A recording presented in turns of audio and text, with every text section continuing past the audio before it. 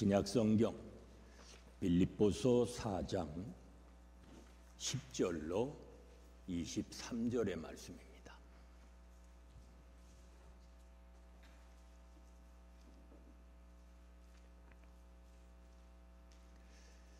빌립보서 4장 10절로 마지막 절인 23절까지 봉독합니다. 나를 생각하는 마음이 여러분에게 지금 다시 일어난 것을 보고 나는 주님 안에서 크게 기뻐하였습니다. 사실 여러분은 나를 항상 생각하고 있었지만 그것을 나타낼 기회가 없었던 것입니다.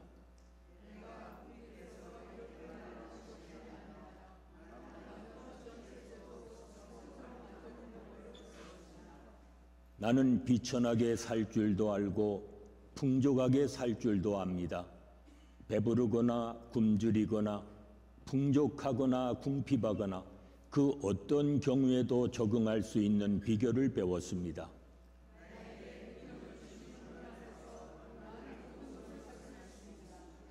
그러나 여러분이 나의 고난에 동참한 것은 잘한 일입니다.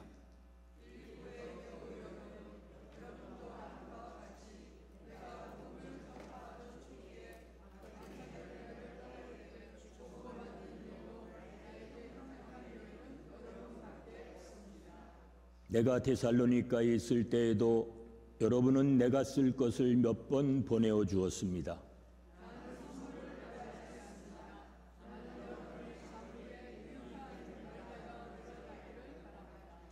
나는 모든 것을 받아서 풍족하게 지내고 있습니다. 나는 여러분이 보내준 것을 에바브로디도로부터 받아서 풍족합니다. 그것은 아름다운 향기이며 하나님께서 기쁘게 받으시는 제물입니다.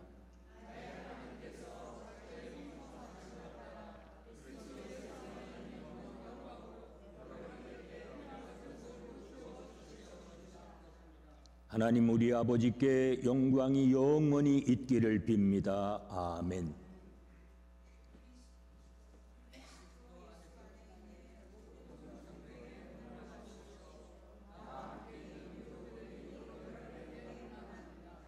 모든 성도가 여러분에게 문안합니다. 특히 황제의 집안에 속한 사람들이 여러분에게 문안합니다.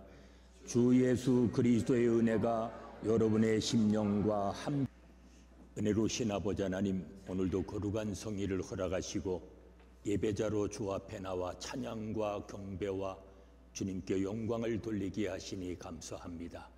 마음과 뜻을 모아 주님 앞에 예배하오니 하늘의 신령한 은총을 부어주사 어지럽고 험한 세상에서도 날마다 주와 함께 승리의 삶을 살아가는 믿음의 삶이 되게 하여 주시옵소서.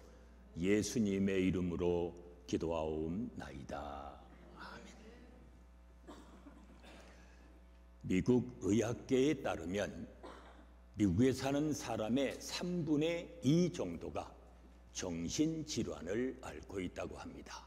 특히 18세에서 21세까지의 사망의 원인 가운데 3번째가 이 질환으로 인한 자살이라고 합니다. 22세에서 25세까지의 사망 원인도 4번째가 자살입니다.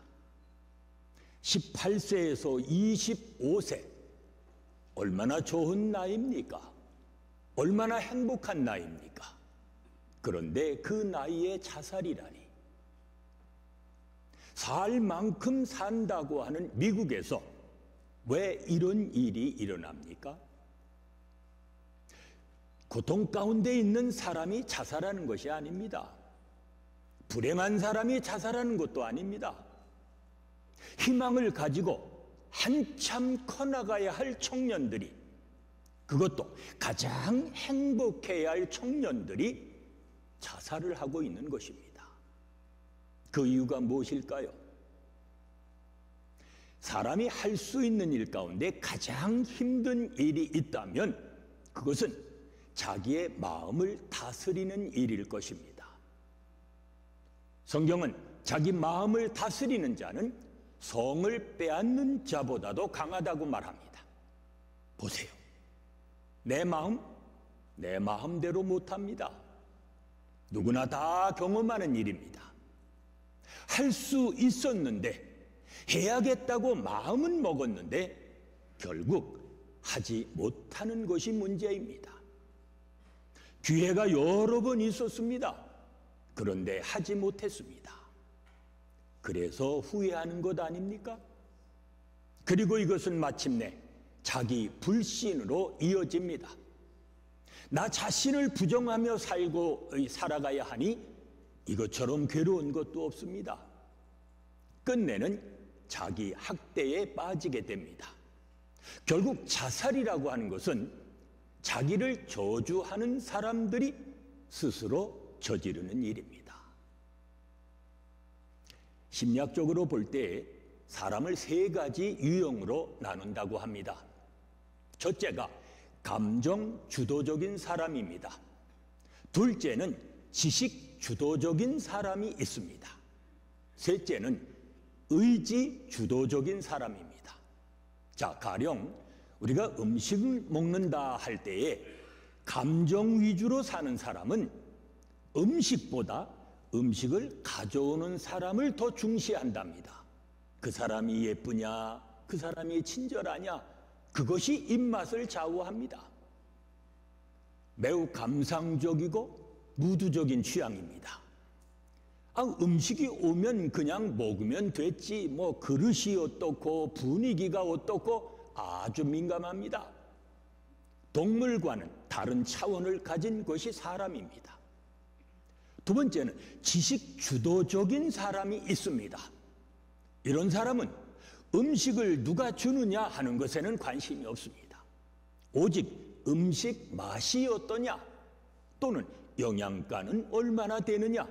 그래서 이런 사람은 칼로리를 따지고 모든 것을 지식적으로, 통계적으로, 그리고 합리적으로 판단하고 결정하려 합니다.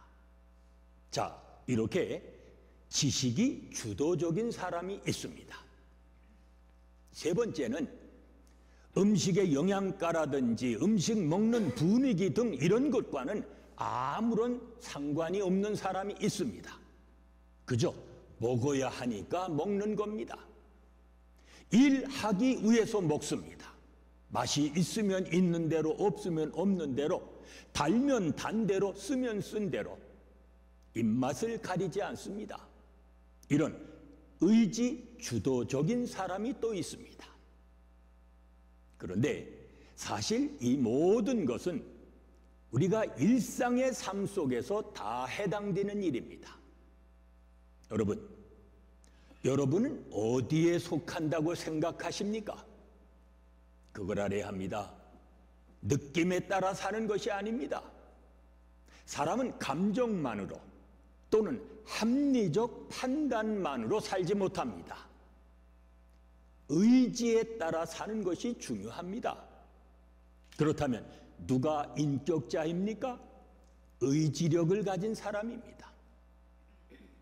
나는 그것을 할 수 있다. 왜냐하면 내가 그것을 해야 하기 때문이다. 임마누엘 칸트의 말입니다. 기분대로 사는 것이 아니라는 말입니다. 문제는 어느 것이 우선하느냐 하는 겁니다. 무엇이 나를 주도하느냐? 감정, 지식, 의지, 이 세 가지 중 어느 것이 나를 주도합니까? 가만히 보세요. 기뻐서 일하는 사람이 있는가 하면 일하고 보람을 느끼며 기뻐하는 사람이 있습니다. 좋아서 공부하는 사람 몇이나 되겠습니까? 공부하고 나니 좋은 것입니다. 요즘은 제가 5시에 새벽에 일어납니다마는 목회하는 동안에 평생에 새벽 기도할 때는 늘 3시 30분에 일어났습니다. 지금도 토요일에는 3시 30분에 일어납니다. 새벽에 일어나는 사람 가운데 기분 좋게 일어나는 사람 아마 그리 많지 않을 것입니다. 일찍이 일어나니 기분이 좋은 것입니다. 여러분, 어느 쪽이 먼저입니까? 기쁨이라는 것도 그렇습니다. 기쁨의 삶은 의지적인 데서 오는 것입니다. 오늘 본문이 속한 빌립보서는 옥중서신입니다. 여기서 바울은 기쁨을 강조합니다. 주님 안에서 항상 기뻐하십시오. 다시 말합니다. 기뻐하십시오. 지금 사도 바울은 감옥 안에 있습니다. 그런데 밖에 있는 사람들에게 기뻐하라고 말합니다. 구원받은 그리스도인은 언제나 기쁨의 삶을 누려야 하기 때문입니다. 때로 우리가 살다 보면 역경과 고난이 있을 수 있습니다. 그러나 그리스도인은 기쁨의 삶을 통해 이런 모든 것들을 물리쳐야 합니다. 하늘의 기쁨으로 땅의 슬픔을 극복하고 승리해야 합니다. 그렇다면 어떻게 우리가 기쁨의 삶을 누리며 살아갈 수 있을까요? 기쁨을 위해서 그리스도인이 추구해야 할 삶은 무엇입니까? 사도 바울은 오늘 본문을 통해서 두 가지로 말씀을 합니다. 첫째로, 자족하는 삶을 살아야 한다는 것입니다. 소유와 기쁨은 같은 것이 아닙니다. 많이 가졌다고 해서 기쁨이 오는 것이 아닙니다. 소유는 결코 우리를 만족시킬 수 없기 때문입니다. 여러분, 얼마를 가져야 만족할 것 같습니까? 그걸 알아야 합니다. 뭘 가져서 만족해야 하는 법은 없습니다. 인간의 욕망은 끝이 없기 때문입니다. 참된 기쁨은 자족, 즉 스스로 만족하는 데서 오는 것입니다. 오늘 본문 11절을 보세요. 내가 궁핍해서 이렇게 말하는 것이 아닙니다. 나는 어떠한 처지에서도 스스로 만족하는 법을 배웠습니다. 바울은 자족하기를 배웠다고 말합니다. 그렇다면 스스로 족하게 여길 줄을 알아야 합니다. 특히 미국에 사는 우리는 감사하며 살아야 합니다. 미국은 전 세계 평균의 6배를 잘 산다고 말씀을 드렸습니다. 그렇다면 불평하는 것은 죄입니다. 여러분, 자족하며 살아가십니까? 누가 부유한 자입니까? I shall not be in want. 이제 나는 더 이상의 소원이 없습니다. 이 마음으로 사는 자가 가장 부유한 자입니다. 오늘 본문을 보세요. 바울은 자족에 대해서 그 일체의 비결을 배웠다고 말합니다. 그렇다면 그가 어떻게 자족할 수 있었습니까? 바울은 삶의 기준을 소유에 두지 않고 오직 예수님께 두었기 때문입니다. 빌립보서 1장에 보면 내게 사는 것이 그리스도라고 말합니다.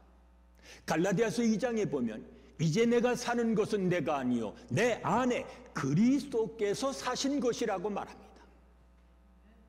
삶의 목적이 그리스도에게 있다는 말입니다. 많은 사람들이 아직도 세상 그 무엇에 목적을 두고 삽니다.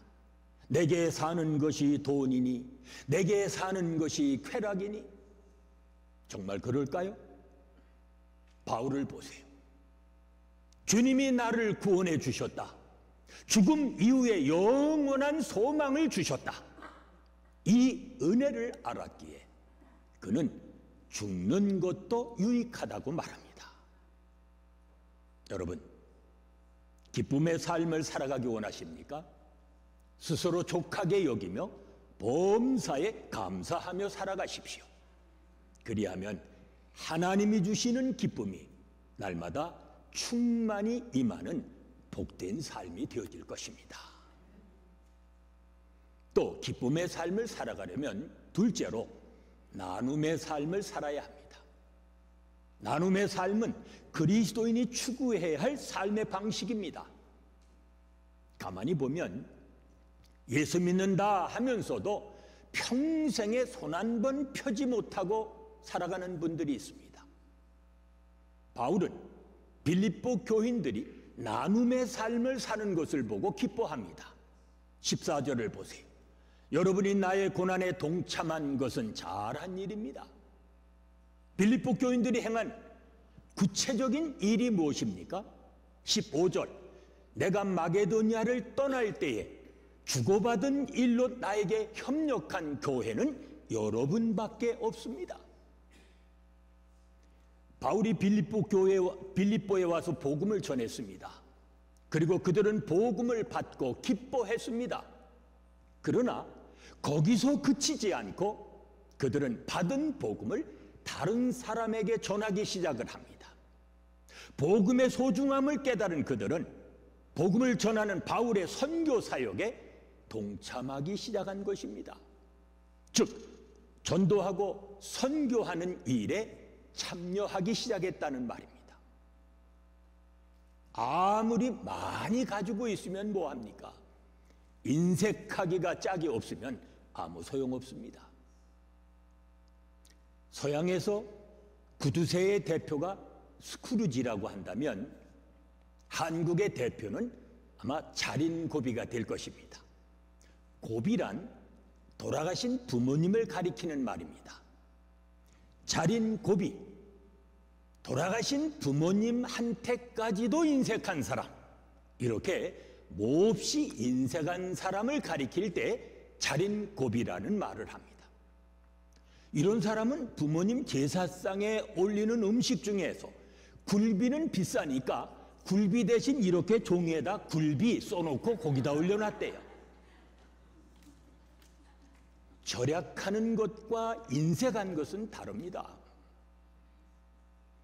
한국 충청도 충주에 자린고비가 살았답니다. 그런데 장독의 된장이 자꾸 줄어들자 며느리 보고 한번 지켜보라고 했습니다. 그런데도 그 이유를 알 수가 없었습니다. 그러자 자린고비인 시아버지가 이제 직접 지켜보기로 했습니다.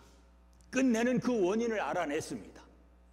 밤새 지켜보니까 파리가 장독에 들어왔다가 나가면서 발에다가 된장을 묻혀 나가더라는 겁니다. 아니, 묻으면 얼마나 묻겠습니까? 그런데도 이 자린고비는 날아가는 파리를 향해서 된장 도둑 잡아라 하면서 충주에서 청주까지 쫓아갔대요. 결국은 파리를 잡아서 다리에 묻은 된장을 빨아먹고 왔답니다. 믿거나 말거나. 자린고비 속편도 있습니다. 이 자린고비가 딸을 시집 보내가지고 사돈을 만났답니다. 그런데 그 사돈도 보통이 아니었던 모양입니다.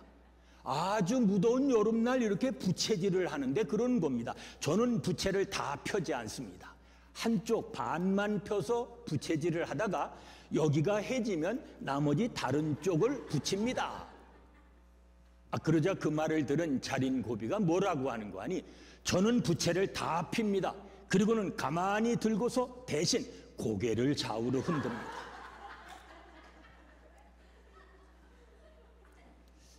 절약은 좋은 것입니다. 문제는 너무 인색해서 베풀지 않는다는 것입니다.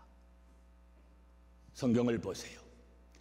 예루살렘에 기근이 들어서 많은 사람들이 굶주리게 되자 이 소식을 듣고 제일 먼저 구제 헌금을 한 교회가 빌립보 교회를 중심으로 한 마게도니아 교회들이었습니다. 결코 있어서가 아니었습니다. 고린도후서 8장에 보면 그들은 환난과 시련 속에서 있었다고 했습니다. 그런데도 그들은 구제 헌금을 풍성히 했다고 말씀합니다. 힘든 중에도 나눔의 삶을 산 것입니다. 기쁨의 삶을 살아가기 원하십니까? 베풀며 나누며 살아가십시오. 인색하지 말고 손을 펴는 삶을 살아가십시오. 그리하면 기쁨이 넘치는 삶이 주어질 것입니다. 소유가 많다고 다 부유한 것이 아닙니다. 누가 부유한 자입니까? 스스로 족하게 여기며 손을 펴야 할 때에 손을 펴는 사람입니다. 여기에 참된 기쁨이 주어지는 것입니다. 어느덧 금년 한 해 반이 지나갔습니다. 이제 남은 날들을 어떻게 살아가시렵니까? 금년 우리 교회 표어처럼, 목표처럼 주님께로 돌아가 이제는 주님 앞에서 살아가야 합니다. 사랑하는 성도 여러분, 주님의 길을 따라가는 가운데 자족하는 삶, 나눔의 삶을 살아가십시오. 그리하면 복의 근원자가 되어서 항상 기쁨의 삶을 살아가시는 복 있는 삶이 되어질 것입니다. 은혜로신 아버지 하나님 감사합니다. 세상이 줄 수 없는 기쁨을 하늘로부터 받게 하시고 오늘도 하나님이 주시는 기쁨을 누리며 살게 하시니 감사합니다. 범사에 감사하며 항상 기뻐하는 자 되게 하사 주님과 동행함으로 주님의 뜻만을 이루며 살아가는 믿음의 자녀들이 되게 하여 주시옵소서. 예수님의 이름으로 기도하오. 이제 세상을 향해 나가시는 여러분에게 의탁의 말씀을 드립니다. 행복의 근원이 무엇입니까? 기쁨입니다. 기뻐해야 행복합니다. 기쁨의 삶을 살아가십시오. 그리하려면 자족하는 삶과 나눔의 삶을 살아야 합니다. 스스로 족하게 여기며 힘든 중에도 자족하는 가운데 나눔의 삶을 살아가십시오. 그리하면 우리 모두 복의 근원자가 되어 날마다 기쁨의 삶을 누리며 살아가는 복이 있는 삶이 되어질 것입니다. 이제는 우리 주 예수 그리스도의 은혜와 아버지 하나님의 무한하신 사랑하심과 성령의 감동, 감화심과 교통하심이 기쁨의 삶을 살아가기 원하는 온 성도들 위해 지금부터 영원까지 함께 계실지어다.